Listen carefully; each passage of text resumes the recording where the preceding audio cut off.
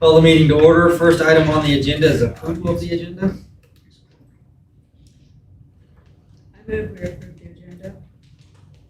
Second. Been moved and seconded. All in favor, say aye. Aye. All opposed, nay. Motion passes. Next item is the consent agenda. Any questions? Not, I'll entertain a motion. We approve the consent agenda. Second.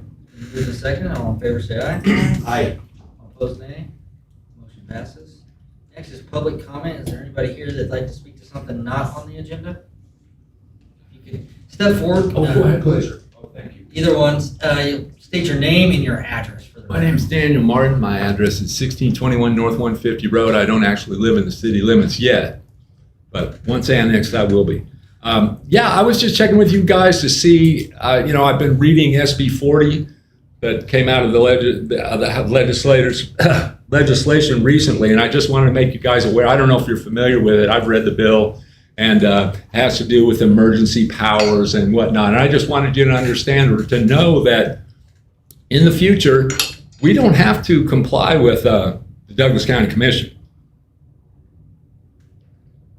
I mean, are you aware of that? You can't answer. So, Usually public. so you are aware of that. Yeah, so usually public comment is just listening to. I know. There's Well, usually not a lot of back. Okay, well, if I just don't want to waste your time. Yeah. I tell you, because really, if you read in the Kansas Constitution, it says that this city being a class 2 or something between 5,000 and 15,000, you, the city council, and one medical officer now after SB 40, any practicing dentist, and the commissioner for District 2 can make all these decisions on mandates, vaccination, passports, everything that might come up. So it's really a sovereign entity here.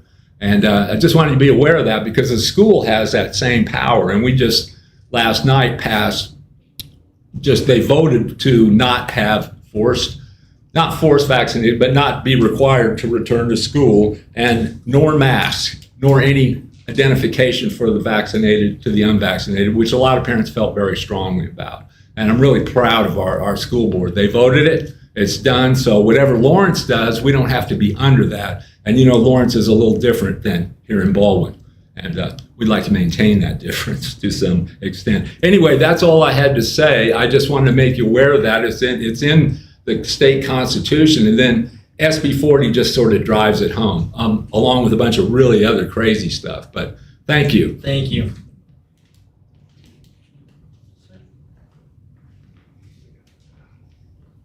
Adam Lepori, 108 Elm Street. So I've got a concern that affects me and other residents of Baldwin City. For 22 months, I haven't had an unburied low voltage temporary fiber drop running through my yard. I've tried several options to have this resolved, including contacting the company repeatedly, speaking with both the code enforcement officer and a member of city council. I love the fact that we have an option for high quality internet service. This last year, it's allowed many people to work from home and do online school.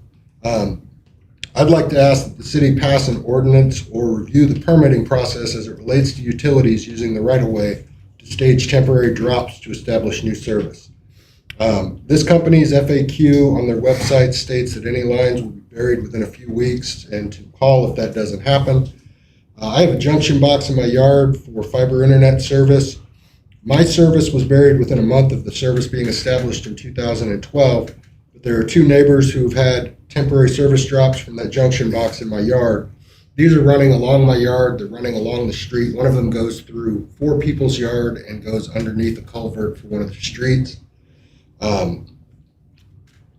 The first one went in October 2019, the last one went in April of 2021. There's another one that runs off of First Street and Santa Fe that's actually either usually laying across a sidewalk that's supposed to be ADA compliant or draped in the trees going over that sidewalk. The 2 lines in my yard that affect me because that junction box is open. I've had to chase kids away multiple times to get out of it. I've witnessed a kid trip while playing in the yard.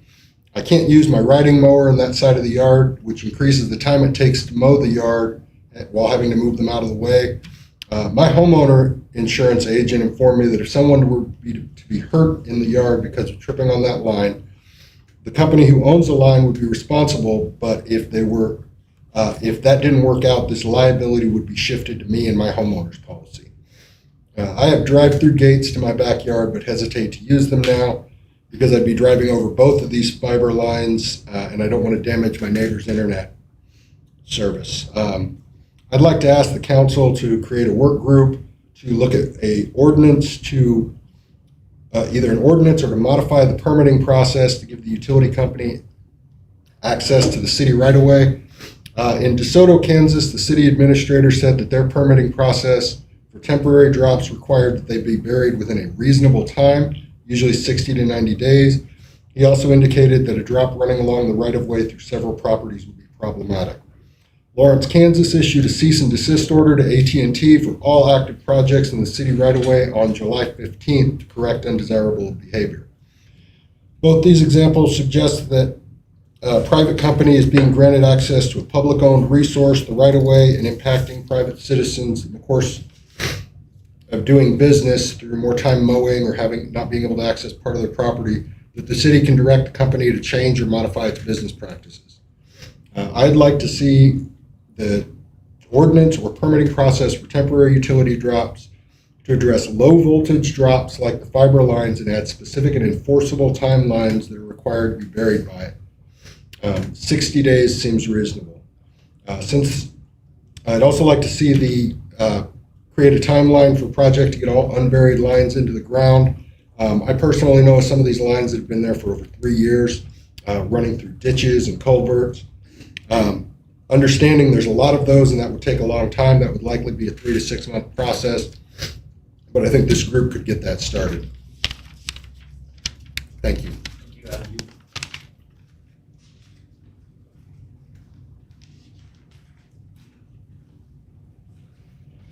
Hi, I'm Sally Hofsummer Bruckeisen, 304 High Street, and I'm speaking sort of on the same subject. Last summer, my yard was dug up they actually buried the lines there through my yard, but in doing so, they damaged the fire hydrant, which took out my ditch, and lots of other damage happened in the yard, and it still has not been repaired. I have a very difficult time mowing. My husband is disabled, my son is disabled, and I have Meniere's disease, so I have balance issues. So it's becoming increasingly difficult for us to mow in that easement. I have asked the city to get me information on just what are the easement agreements that we have with RG Fiber so that we can see if there's not even just a time for burying lines, but also making repairs to people's yards that have been dug up. Thank you. Thank you. Anybody else here to speak on an item that's not on the agenda? Old business, ordinance number 1430, prohibiting the construction of water wells within the city of Baldwin. Is there anybody here that would like to speak on this agenda item?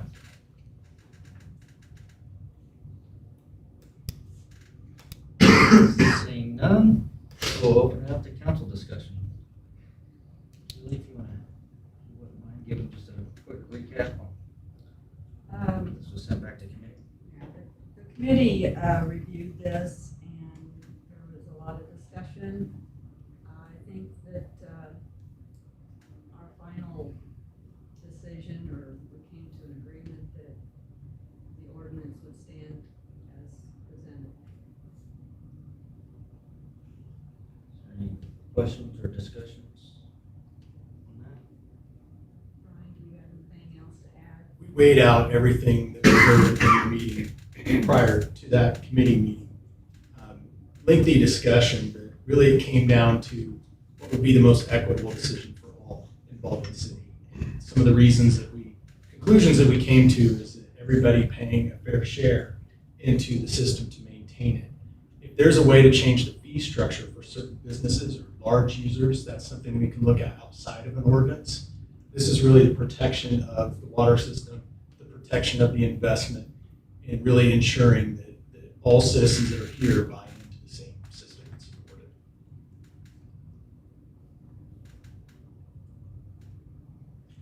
We had discussed at the last meeting when we got sent back, the possibility of expanding it if you own a certain amount of acres within city limits. Was that discussed any further about possibly if you have to have one of the, you're lucky enough to have a 4 or 5 acre plot in town? I know there's not many of them, but if that would change anything.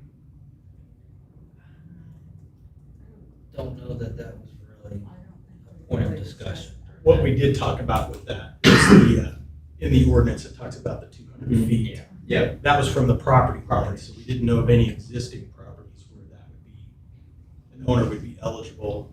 Conceivably in the future, if we annexed, there was that possibility for someone further out, but that's sort of where we looked at that point. Yeah, I mean, we talked a lot about that 200 feet mark, you know, similar with sewer, and, you know, I have faith in our city staff that if somebody did annex in to where we had some, you know, circumstance to where water couldn't get brought to them, or something like that, that they could bring a recommendation to the council, and handle it that way, kind of on a case-by-case basis. Right. But that was kind of that.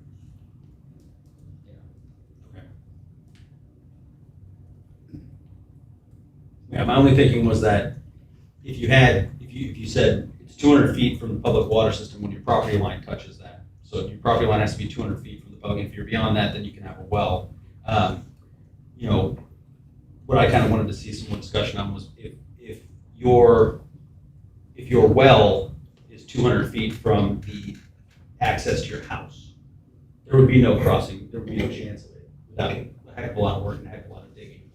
But I don't know how many people would fall into that category. That's a pretty big Yeah. chunk of land in town. I mean, there's some people who do, but I mean, what, there's 5,280 feet in every mile, so when you're talking. Sure. 200 feet, the average lot is, what, 70, 80 feet wide? I mean, Right. 2 lots away essentially. yeah, it eliminates 99% of the population. But yeah, Right, and it comes back to that equitable decision for all citizens. Sure. So most citizens don't have large acreage lots in town where Right. they can do that. So just ensuring that everybody pays into the system. We did talk a lot about this concept of conserving water, or collecting it, different ways that in the future the city can encourage that, or help out with those concepts of people wanting to water gardens, trees, things like that. We feel that there are ways you can do that without digging a well for those purposes. I respect that. I agree with you, Brian. And I think it's also a matter of resources. I don't think that we have the resources to test the well and to test the, it's just something that would have to be monitored. You know, you and I both did the research and saw it was typically larger towns that allowed this because they were able to dedicate resources to it. Well, I think, you know, in committee meetings, we talk about kind of where we're at right now with what we have, not would we add a staff person or would somebody take on more responsibilities, but what can we do with what we have right now? We just felt that potentially there might be several large entities that might want to take this on if we were to allow it, and what would that do to the system as far as supporting it? It's a tough decision. I agree with a lot of the things that were said by the citizens. I agree that it's good to water gardens and trees and things like that. I'm just trying to think of what's best for the whole city and all of the citizens. We did talk about our water fund isn't the healthiest, and there can be some debate about how to fix that. But right now, we need everybody to help out with that as customers. Any further discussion? If not, I will entertain a motion.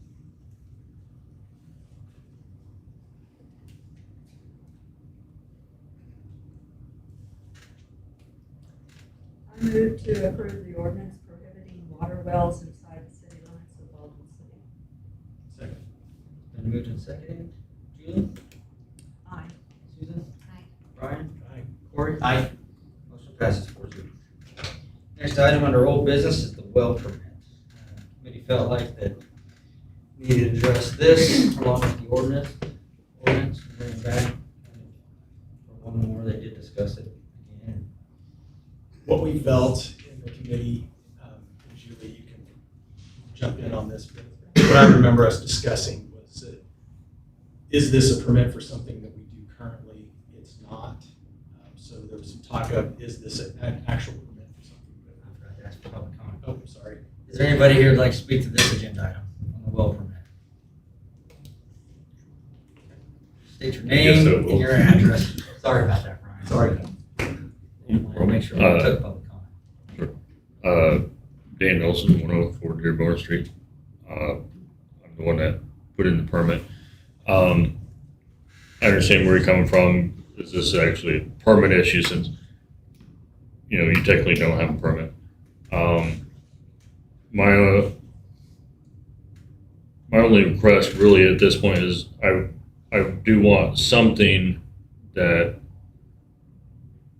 if we're moving forward, is I want some sort of landmark, so to speak, as far as my process in the well, where there's a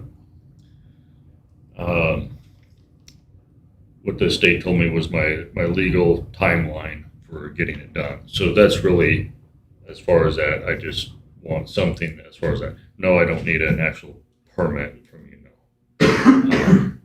No. I don't know what else you discuss. I'm quite willing to go along with whatever you have in mind for sewer costs and all that sort of stuff. And that's all I have to say at this time. Thank you, Dan. Anybody else like to speak to this agenda item? All right. Continue, sorry. Well, we felt that we owed Mr. Nelson an answer into not just leaving that permit hanging, you know, and not defining what we felt that it was or wasn't. So to play off what he said, we didn't feel it's a permit, so we don't feel it's something that, I don't know that we need to action on here or not. I mean, we really don't. We just kind of, the committee wanted to get kind of a consensus from the council. If no action's going to be taken, then that's perfectly acceptable. So, because we do not have a program. That kind of way council is. All right. Next item is the mill levy. Ben? So this budget season, or this budget, obviously has been a little different in the past, only because the state legislature passed SB 13 that added a public hearing to your budget. We're coming to you tonight to talk about the maximum mill levy that would go, just like every year, into a publication. And what typically happens is right about now, here in the next week, we would publish a maximum mill levy. It would be a mill levy that you would not surpass as you continue to deliberate the budget. And in past years, that maximum mill levy has been just a flat mill levy. And what we do is take that, publish it 10 days later or after. You can either adopt the budget, hold the public hearing, and adopt the budget. So that's really what we're talking about tonight. One of the obvious nuances that we talked about at the Budget and Finance Committee is the timing of that public hearing.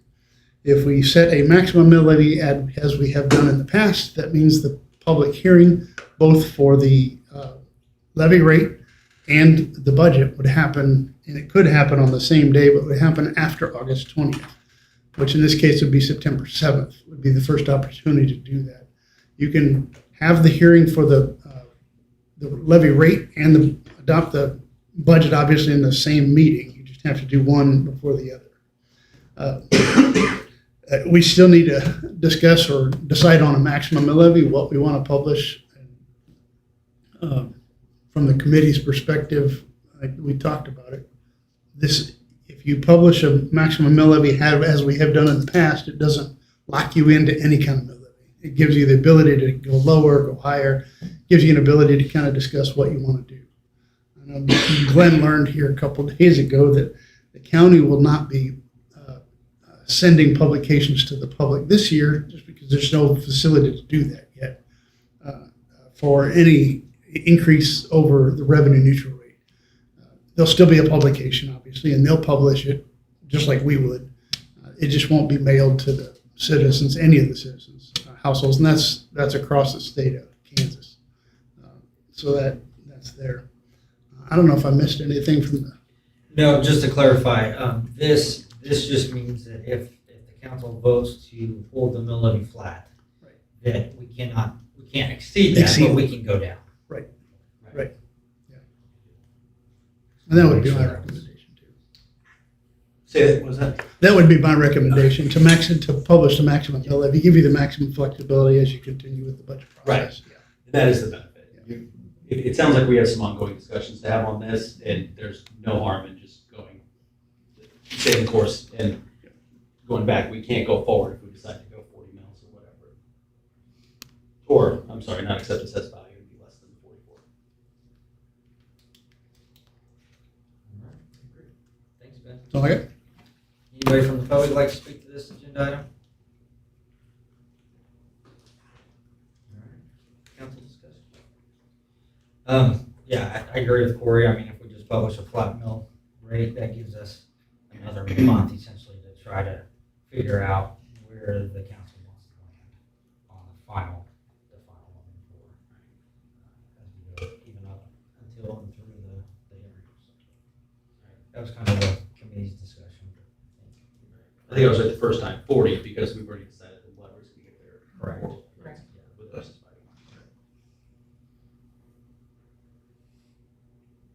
With that, I just need a motion to approve the publication. of the flat mill.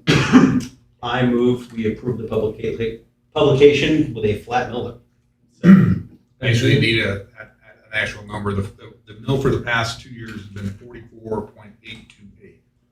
Okay. I motion we keep the mill at 44.828. 828. And we need to set a date for the public hearing. Those are two things I need to report by midnight tonight to the county. Which would be, I think Ben said September 7th. Yeah. September 7th would be our Okay. first opportunity, because we have to do it between August 20th and September 20th. Okay. So that would be our first meeting in September. Okay, I move we keep the mill levy at 44.828 and reconvene on September 2nd. And I second all that. 7th. 7th. Seven. We'll get it. Not that. At 7 o'clock. Okay. We have a second. We have a second. All in favor, say aye. Aye. All opposed, nay. Motion passes. Next is council committee report, budget and finance. Corey. Yeah, so we previously met, and we were just, that was the one that we just discussed, going budget neutral. What we just decided was ultimately what we kind of were leaning toward. Wanted to kind of get the council's feedback on that. We meet next on the 23rd at 7:45 a.m. this Friday. You're next. Okay. We have not met since the last meeting. We meet on the 26th, 4 p.m., second floor of the downtown City Hall. I'll also add in here, this is where kind of the RIT committee's going to be, is in CDC. I think we've kind of found out. We are going to have the first RIT committee meeting on July 29th at 7 p.m. in the American Legion. Susan. Public safety. We did not have any agenda items, so our meeting was canceled. Public works, Julie. We met on July 8th, and it was reported that this spring city-wide cleanup was a success. They hauled away 20 tons of trash, 8.65 tons of recyclable materials. The ship and seal is on track to begin mid-August, and the summer street repairs are continuing. Field tester is going to check the mixer at the water tower to log temperature and chlorine values because it has tripped it, the mixer has tripped itself offline several times. And still working on getting options and quotes on getting the old motor control centers changed and upgraded at the water pumping station. is August 12th at 9 o'clock. Legislative, Brian. No report, just thinking about what some of the citizens, public comment earlier today, and those issues with the fiber, if that's something legislative wants to look at or public works. I think both groups have kind of talked about it before, but I can't remember. So Public Works had Okay. sent over to Blake, Okay, and Blake was doing research That's for right. other communities. I forgot which committee did that, so Yeah. it can live there, I'm there too, so we can deal with it. Yeah. So no report, waiting. Waiting to hear back on a few things, but yeah, there's been some initial progress. on it. Okay. All right, city administrator, staff comments, anything? One piece of good news, we got our first deposit from the latest Recovery Act money. That's about $358,000. And then we're gonna get another 358 sometime next year, but they're vague on when that's gonna happen. So we're still due to get well over $700,000 from federal money to be spent basically on infrastructure. So we'll have to decide what we're gonna do on that. And on Thursday, we do have our Historic Preservation Conference to begin here in Baldwin City. And I think there's well over 100 people who have signed up for that. So they're coming from all over the state to listen to how to do a lot of things. So we're going to feature brick streets. We're going to feature historic preservation. And it's a 2-day conference. And it's the first of its kind. And I think it's going to be a great success. So if you get time to come and listen to all of it, part of it, whatever, I think it's going to be really good for our city and for everybody who's going to show up. So appreciate everybody, all their efforts putting that. It's been a great effort put out by the county and everybody here at the city level to get this together very quickly. And so, and Baker University, they did a great job working with us. So appreciate everybody's effort on that. I might add that it's also free for you to attend. Yes, right. Yeah, can't beat that. Yeah. So anyway, Any other staff comments? that's it. All right, any council comments? No, I will entertain a motion to adjourn. I move we adjourn. Second. Been moved to second to adjourn, all in favor say aye. Aye. All opposed nay. Motion passes, we're adjourned.